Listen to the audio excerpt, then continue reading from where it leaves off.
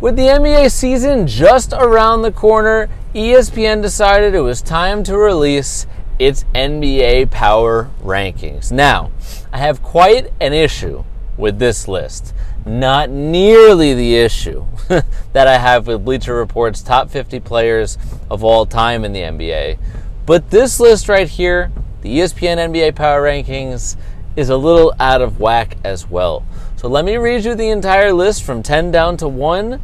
And they did put out the rankings for the entire league, but we're going to talk about the top 10 today. So let me read you the list real quick, and then I'll give you my thoughts and the corrections, because they obviously got a couple things wrong, and I need to educate them. So, number 10, they have the Portland Trail Blazers. Number 9, the Boston Celtics. Number 8, the Golden State Warriors. Number 7, the Utah Jazz. Number 6, the Denver Nuggets. 5, the Houston Rockets. 4, the Los Angeles Lakers. 3, the Philadelphia 76ers. 2, the Milwaukee Bucks. And number 1, the LA Clippers. The new look LA Clippers. Now, I get it. Everyone and their mother and their father and their grandmother, everybody is in love with Kawhi Leonard right now, and rightfully so. He goes and wins a title in San Antonio.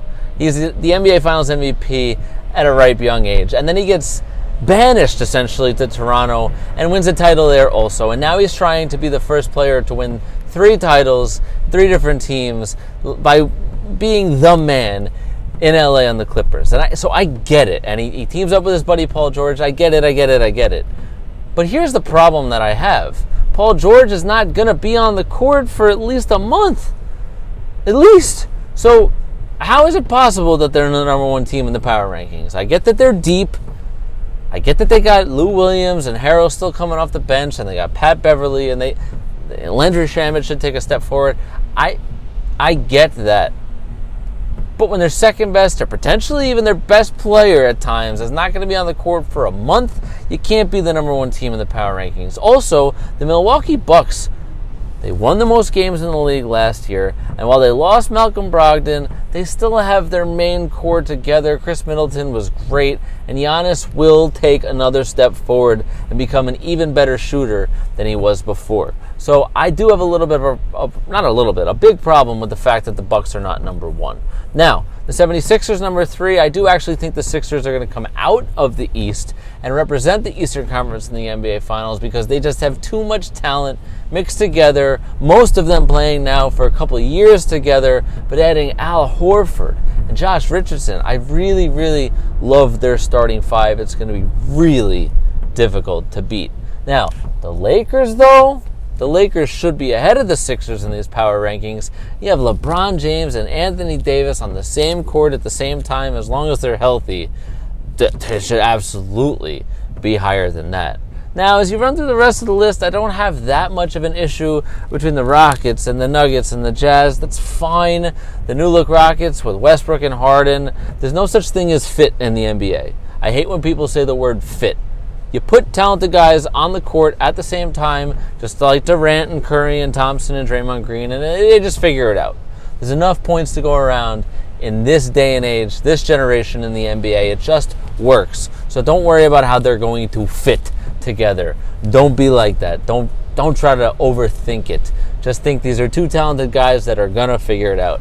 Watch out for the Nuggets. They win a lot of games in the regular season, and Jokic is one of the most talented players, especially from the center position. Being able to pass like that from the center position is unbelievable. Now, I like that the league is respecting the Warriors and keeping them in the top 10, because even though they lose Durant, even though they're not going to have Klay Thompson on the court for the entire year, this is a really, really talented team. Kevon Looney going to take a step forward. Steph Curry, as long as he's healthy, is going to be in the MVP conversation. And Klay Thompson will be back. And D'Angelo Russell, we're talking about fit again. No such thing in the NBA. Russell and Curry will play well together. They will put the ball in the basket, and that's all that matters. Now, the last problem that I have with this list is the Trailblazers should be number 9 and the Celtics should be number 10. I like the Celtics, but they play in the weak Eastern Conference. I know they had Kemba Walker. I know Brad Stevens is a good coach, and I know Jason Tatum is going to take a step forward. But the Trailblazers added Hassan Whiteside to an already playoff-proven roster. You got to give him more respect than that. Watch out for Hassan Whiteside and Lillard. And go check out Lillard's rap album, by the way. Kid can spit rhymes and not only drop dimes on the court. So, I am the host of the Dave Talk Sports Podcast. My name is Dave Ettinger. I'm of CBS Sports Radio Network, and this is my Dave Talk Sports YouTube channel. Please subscribe right below this video. So, enjoy this rainy Thursday here in the New York City area. Enjoy getting some sleep. I'm going to sleep all day. Enjoy. Till tomorrow. See ya.